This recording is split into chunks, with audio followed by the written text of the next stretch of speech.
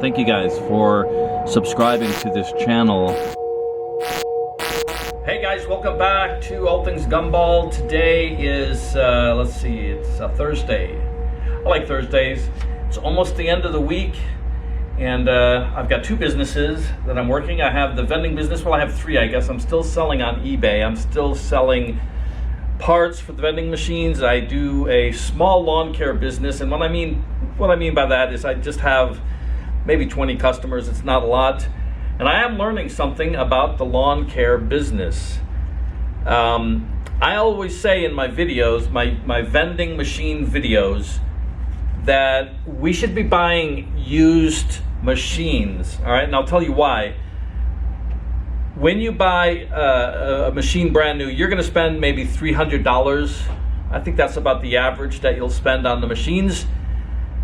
And if you were to put it somewhere, and if it gets stolen, you're going to feel kind of, I'm going to do this all over again. There, that's better. Now, I didn't know if you guys noticed, but the camera was a little bit kind of tilted, okay? And that may be an annoyance to some people. It is to me a little bit. I'm not a perfectionist at all, but all right, so getting back to the lawn care business, I found a really cool app that I downloaded to my phone. It's called Green Pal. And here in Dallas, Texas, you know, Dallas and Fort Worth, they're real close together. They're about an hour away if you drive from the city of Dallas, the downtown area, to the downtown of Fort Worth. And it's a big city, and it's grown together. So there's not like empty land in between the cities. There's restaurants and apartments and houses and businesses. And I think overall there's probably like 4 million people in the Dallas and Fort Worth area, all together in the area. And so I have put an app on my phone. It's called Green Pal, and it will send me, in the springtime, it sent me probably 100 jobs a day, okay? 100 jobs a day. And what they give you in the app, or what they give you when they send you the job information, it'll say, here's a job in Dallas, or Plano, or Fort Worth, or whatever. And it'll tell you how far away it is from your house, because you sign up and you tell them where you live, how far you're willing to drive. And it'll say, here's a house in Fort Worth, and it is 20 miles away from you. They have 2 dogs, they have a gated area, there's a pool in the back, they show you photographs, they show you the square footage of the property. And I don't know if that's the square footage of everything, excluding the house or with the house, I don't know. But I'm learning how to bid a little better. In the beginning, I was bidding the way they were recommending that I bid. In the beginning, when I signed up, I was bidding a very low price. I would bid what I thought would be a fair price. I would say $50 or $40 for that property. And they would say in their little, in the answer, they would say, no, everyone's bidding $30. That's the average bid, and you have no reviews, so you should bid low. Okay, so I thought, all right, I'll just do what they say, And I was bidding really low on some of these houses, and I was spending, the initial cut, because it was springtime. What I was doing was I was cutting these properties, and the grass was over a foot tall. But I didn't complain because I didn't know better, okay? So, and I didn't charge more because I didn't know better. But there is an option to charge more money if you go to a property and you see that it needs what's called a spring cleanup. So you have spring cleanups, you have fall cleanups, and let's say you have a lawn care person that quits and you can't find anybody for 2 weeks, 4 weeks, let's say 4 weeks, 5 weeks, okay? And then by the time the lawn person comes, he sees that everything is overgrown, so he might charge you an initial fee to get things caught up to normal. And then he'll have the basic fee. So I was charging $30 for these properties that took 2 or 3 hours in general. And I didn't realize that I could, say no, I don't want to do it for that price. I was just doing the job. But a couple of things I have learned in this lawn care business. One of the things is, if you have a corner property, if the house is on the corner, you have a sidewalk that's kind of like that. You have a sidewalk that runs along two sides of the house, and there's a lot more edging. You're spending probably twice as much time on the edging, of course, because you've got more sidewalk, and you've got to edge the grass. You've got to weed whack all of those little cracks where the grass grows in between. And that takes a lot of time. So if you're going to bid on a property that's on the corner, make sure that you bid a little higher than normal, maybe an extra $20 or so. Another thing that I've learned is, I will say this, in the vending business, I tell people to buy used vending machines. You can buy them on Facebook or Craigslist or eBay maybe. Now eBay, they have a lot of items for sale that are far away from where you live, right? You might live in Dallas, and the vending machine might be in New York or Chicago or something like that. And so they're going to ship you the product, but they're going to charge you for the shipping fee. So that's going to probably double the price. But if you can get something nearby, used, you might be able to find something for $50 or $100. If you buy it brand new, let's say you might spend $300 on a machine brand new, and then you put it in a location and you fill it up with the candy, of course. So you've got, let's say, $30 or $40 worth of candy in the machine. You've spent $300 on the machine. And you go there and check on it, let's say a month later, a month after you drop it off. And guess what? You find out it's gone, it's stolen, someone stole it, someone walked off with it, or the business went out of business. They closed the doors. And you can look inside the building, the windows are there, the windows are not blocked by, there's nothing in the window, so you can look into the building and you can see where the machine was sitting, and it's gone, and everything's gone. Everything's gone. Tables and chairs and desks and computers, everything's gone, and your machine is gone. You're going to feel so frustrated that you spent $300 plus the candy, $330 on the candy in the machine, and it's going to frustrate you. You're going to be disappointed. So what I recommend is buy a used machine and put it in its location, and if it gets stolen, you're going to be less disappointed. I'm not saying you won't be disappointed, you'll just be less disappointed.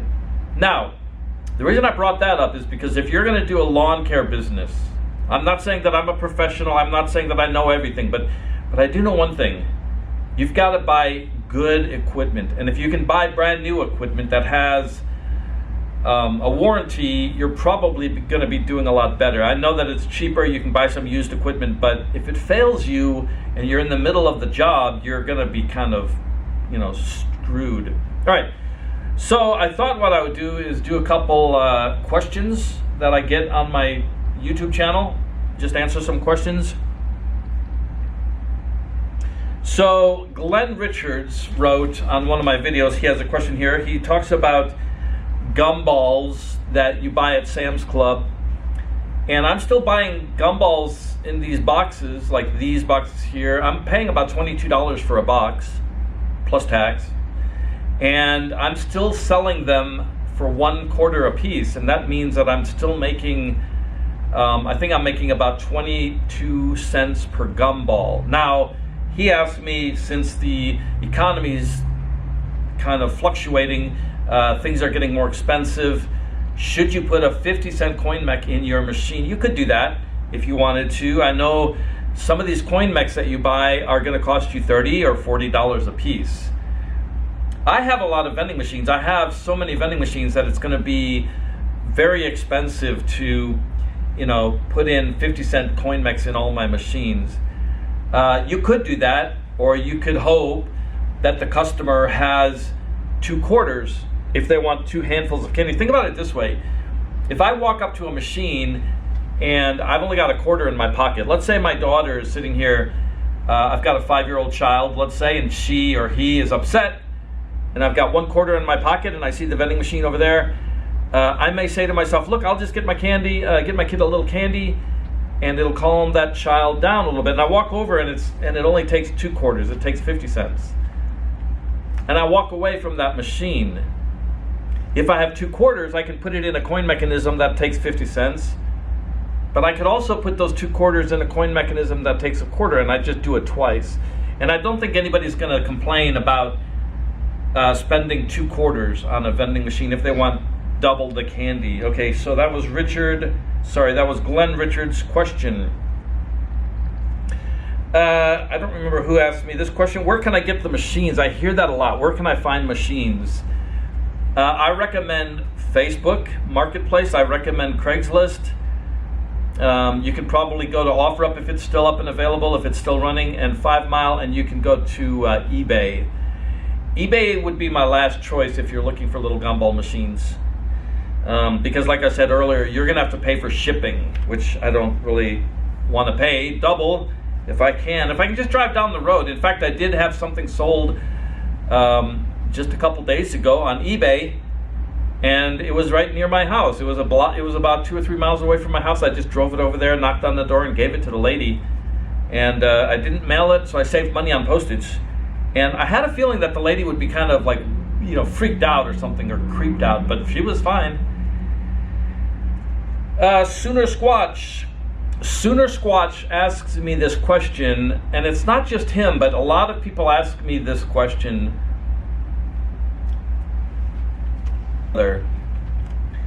It's an Oklahoma thing, and I don't really fully understand it, and I don't really want to take the time to Google it, but I could if I wanted to.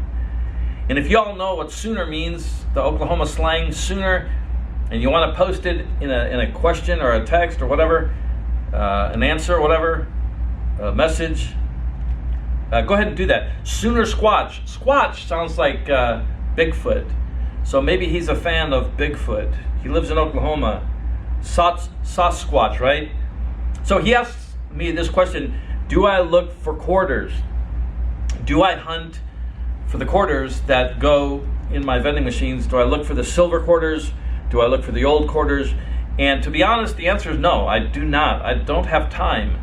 And if I had like 10 machines, yeah, I would probably do it. But I do know one thing, that the coin machine, the coin counter that's at the bank where I bank, it will find those quarters and it will spit them out. It will not take silver quarters, and because the weight is a little bit different, so it won't take the silver quarters and it won't take the older quarters. The older quarters, I think, are made with a different kind of metal, and it's just a different weight. It won't do it. Okay. Beverly Osborne says, ignore the haters. I don't get much hate on this channel. I don't know why. I guess people are kind to me. I mean, I don't really see haters. I really don't.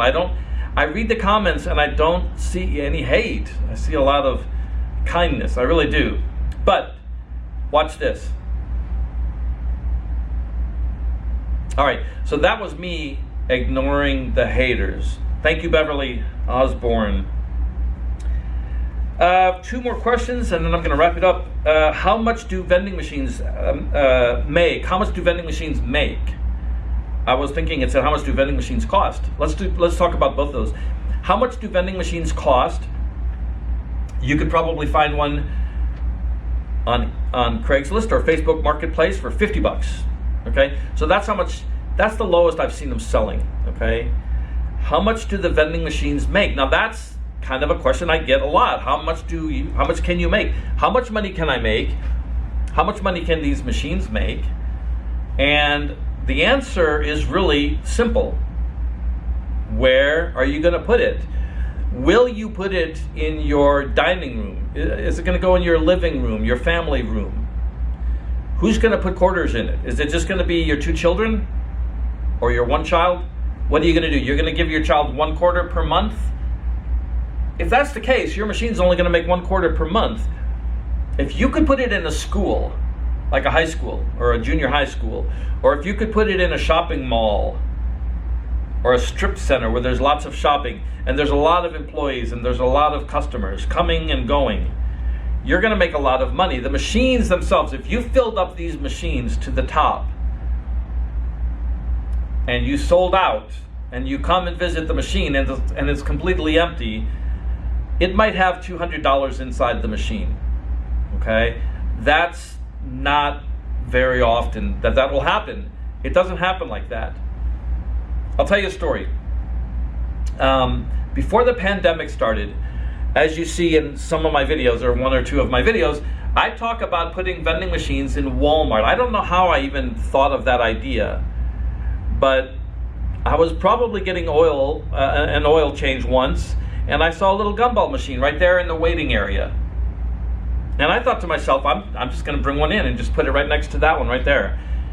And as I'm saying, I'm putting it back in the back. It's in the oil change area. It's in the not the break room, but the waiting room, where the people are waiting. The customers are waiting for their oil change to be done. And what I do, or what I've done in the past, I haven't done it in a long time, I would just take the machine, I would put it in a shopping cart that's in the parking lot, and I would just walk it right in. And I wouldn't, I'm not looking around like, am I in trouble, or, am I doing the right thing? I would just walk right in as if I know what I'm doing, as if I'm acting as if I have permission. Now, I don't have permission. I never got permission. I'm doing what I've heard people say, fake it till you make it. In other words, when my brother and I were younger, we used to go to the bars before we were old enough to legally drink, and we would just walk in. And I told my brother, I said, look, well, let's just walk in. We'll sit down as if we're old enough. And they would never card us. Now, I don't know if it would work today. Back then, I think things were more relaxed. And that's what I did. I put the vending machine in the shopping cart. I walk right in. I go back to the back where the oil change place is. And what do? I just take it out of the shopping cart and I lay it, or I set it right next to the other one, right next to it. So two things you have to think about. The person that has the vending machine that's next to yours in the oil change place, he's not going to ask any questions because he's thinking that you got permission. The people that work there, most of them are just like on the lower level of the pyramid, if you will. They're the people that don't really have any ability to make decisions or question things. They just do what they're told. So they're not going to ask any questions. The people that might be in management, they don't know that you did not get permission. And some people may think, this guy is here, not you, this other guy, this guy is here. He's got his vending machine here. Oh, he brought a second machine, no problem. We let him come with his first machine, we'll let him come with his second machine. Now, they may even think, they may even recognize that you're not him because they know him, and maybe he's a chit-chatty, maybe he's a kind of a chatty Cathy kind of person. Maybe they see you walk in with the machine and they're like, I don't recognize this guy. The other guy, I recognize him because he's always like a chatty Cathy. He's always coming in and chit-chatting with us, and he brings us little trinkets and tidbits and cookies and whatever else. And that may make them remember him, and you walk in with a machine and they don't recognize you. They may just think, oh, the chatty Cathy guy, he has an employee. Good for him. He's growing his business. So really, there's not a lot of people that are going to ask questions. There's not a lot of people that are going to be upset that you're putting your vending machine in there.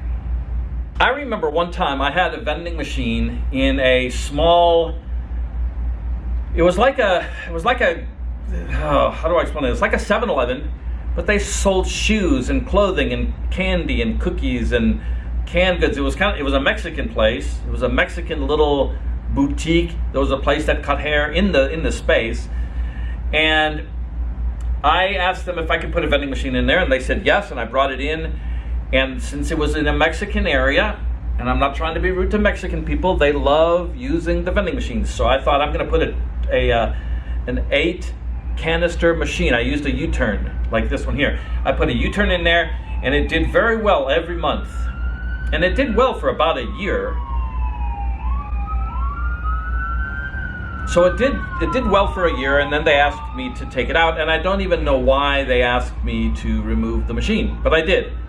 And I thought to myself, I've got this 12, I keep saying 12, I got this 8-headed machine. I don't know where to put it. It's full of candy. I don't want to just take it home. I don't want to leave it in the car all day. It's going to get overheated. I'm going to take it to Walmart. And so what I did was I actually took it into a Walmart, and I went right in the back, in the break room. I dropped it off in the break room, believe it or not. I took it apart in my car. I got some boxes, and I put everything in boxes. So you've got the pole and everything else is in boxes. The lid, the canisters, everything is there. And I just wheeled it all back. In other words, I was trying to make it as compact as I could. I didn't want this big monstrosity to get everyone's attention. And I wheeled it back and I put it together in the break room in the back. And I was so nervous, and I've heard people say that they're nervous to do something like this. I was nervous. I was nervous that it would get stolen, get damaged or ruined or thrown away or whatever, because I didn't have any permission. A month later, I went back to check on it, and it was fine. Nobody complained, and they were using the machine. I took the quarters and put the candy in. And a month later, I got another phone call saying that I need to come and fill up the machine. So I went there to fill up the machine, and when I got there, it wasn't in the break room. And I thought, why is it not in the break room? And so I asked someone that was in the break room. I said, hey, there was a big machine here, a little candy machine. Where is it? And they said, oh, it's in the front. It's in the front near the bank. Believe it or not, they put it by the bank. It wasn't by the doors, the two side doors that you always go into Walmart. Right in front of the cashiers, there was a bank. And it was sitting right there by the bank. And that thing made me probably $100 every month. Now, when the pandemic hit, of course, they told me to come and get the machine. So the answer to the question is, how much money do these vending machines make? They can make as little as $1 a month. They can make 50 cents a month. The most I've seen is probably about $100 a month. That's the most. If you Google the question, how much do they make? The answer that Google gives you is on average $10 a month. If someone is selling a route to you and he says to you, oh, my machines make $300 a month, really? I think he's lying. I wouldn't believe it. I bet you he's lying. All right. Another question. I don't remember who asked this question. Where do you put your contact information? Okay, if you've got a business card, you can tape it on. And tape it on the inside of the machine. Don't tape it on the outside. Okay? Because if you go to pick up the machine, let's say they're moving and they say, come and get your machine, we're moving, we're getting out of here. You come and get the machine, you want to prove that that's yours. If the sticker is on the inside, let's say your business card is on the inside of the machine, you say, here's my phone, call this number on the machine. If it's a business card on the outside of the machine, that's less of a proof that it's yours, because I could go up to a vending machine and just stick my business card on the outside of a machine and then walk over to the manager and say, hey, here's my machine, I'm going to take it home. I can prove it's mine, just make the phone call. So put the card on the inside, put the information on the inside. So his question was, do you put the information on the back of the machine? If you have a machine like this, should I put the card on the back? No, put it on the front. Let everybody see that that's yours, okay? All right, guys, make sure you ignore the haters. I'm going to get out of here, and I'll catch you guys on another video, or you'll catch me on another video. I'll see you later. Have a good morning, have a good evening, or have a good afternoon.